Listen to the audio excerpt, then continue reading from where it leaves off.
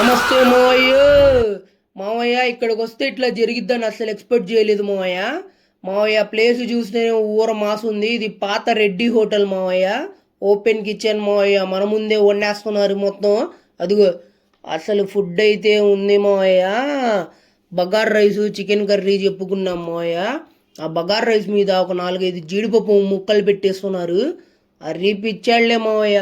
Mild స్పైసెస్తో ఆ bagar rice ఆ chicken curry deadly combination మావయ్య. మా ముత్యం తింటున్నాడు మావయ్య. నోట్లో లపలపలాడిస్తున్నాడు. జంపర్ మే హంపర్ తూ మేరి బంపర్ అంటున్నాడు వాడైతే. అబ్బో ఏం తిన్నావురా? సూపరా? సూపరు మావయ్య. రొయ్యలు చెప్పుకున్నాము. ఆ రొయ్యలు అయితే ఇంతలా ఉన్నాయి మావయ్య. బ్రహ్మాండంగా ఉన్నాయి.